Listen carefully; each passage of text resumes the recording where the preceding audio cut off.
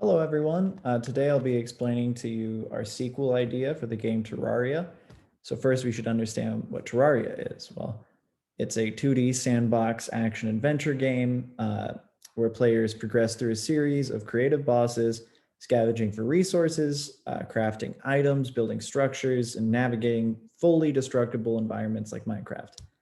The short-term goals are things like fighting enemies or digging, mining, crafting. Long-term things are more like building bases, defeating the bosses, collecting trophies, and so forth. So you've got all sorts of goals to look forward to. Now let's see.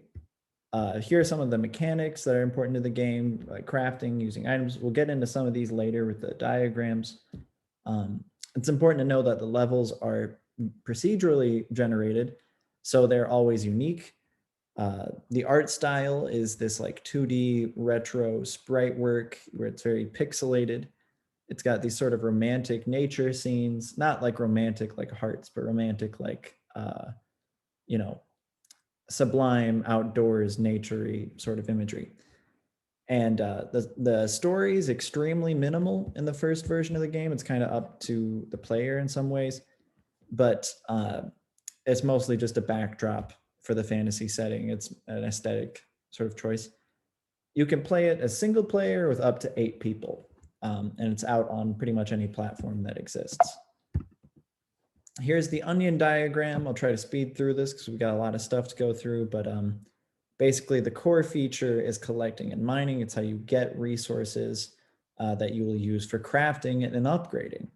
And this is, the next layer, obviously, but this is where you make things like tools or weapons or armor to upgrade yourself.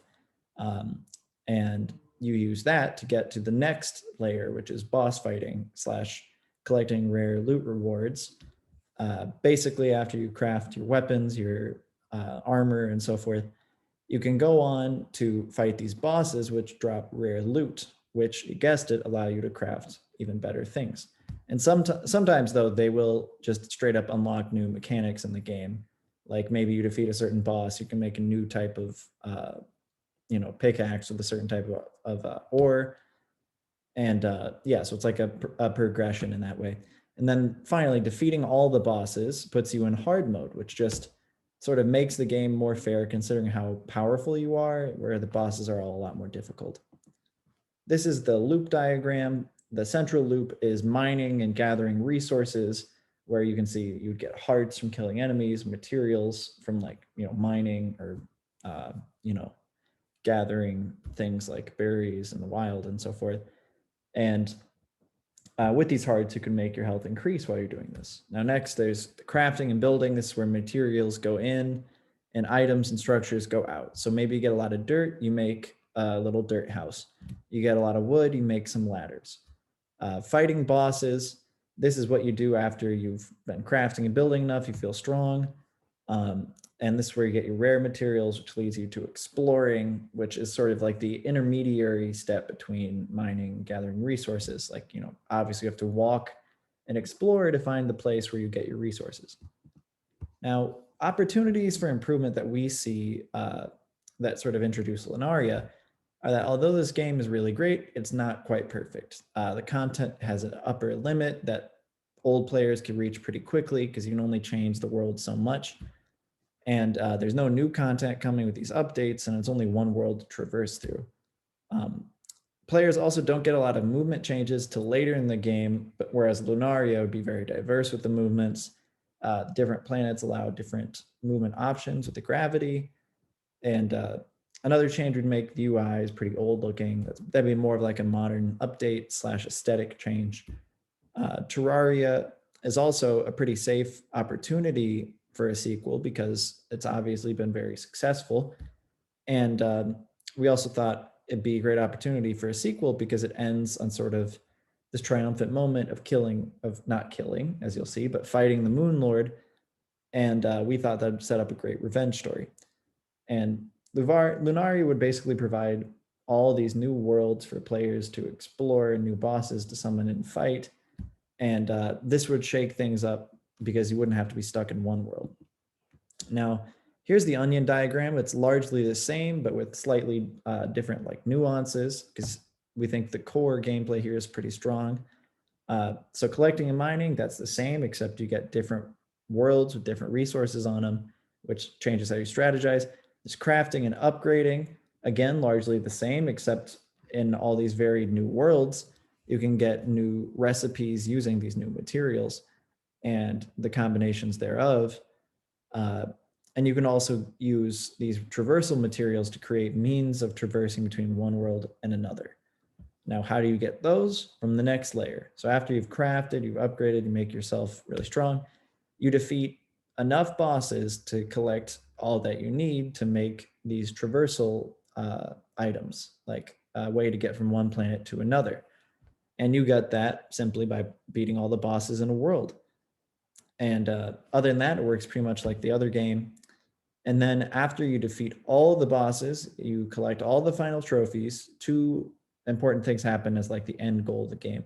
And that is you get the essence jar, which allows you to choose what gravity conditions and movement properties are on one planet. So if you really like the movement on one planet and you want to put it on another, you could do that with the essence jar. And the second important thing is you get the opportunity after you get the last boss to go back to Earth and have one last epic showdown with the Moon Lord.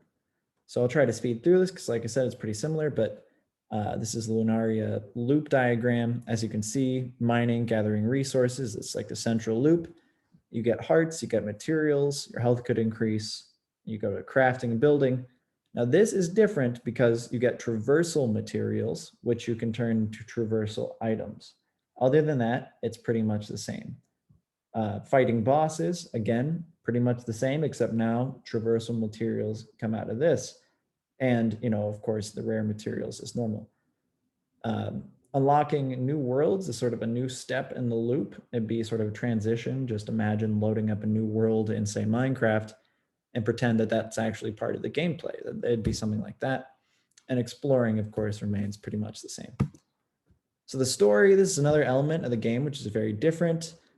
Basically, the Terraria story was super minimal and it was just kind of up to players to determine, whereas this is very different. In Lunaria, it starts right at the end of Terraria. So the Moon Lord returns and he's destroying the world, and you go flying off into space on a chunk of the moon or on a chunk of the earth, and you slam into the moon and you can't breathe. You start freaking out and you meet your first ally, the Moon Man. And he basically, you talk with him and you get guided through this epic quest to take down the Moon Court of different underlings that work with the Moon Lord. And they're basically your bosses. And once you beat all of them in a particular world, you go to the next and the next and the next. And eventually you get back to the Moon Lord. So we think Lunaria is a great improvement because it's a totally new beast. I mean, it's got a lot of the same like fundamental like systems in place, but a lot of really significant changes, like its scale. Instead of being limited to one world, you're going to multiple different overworlds with completely different environments and materials, and the number of bosses has been scaled up. There's a whole new planetary sort of spacey theme, which is very visually and mechanically interesting. The movement system has been completely changed based on whatever world you're on.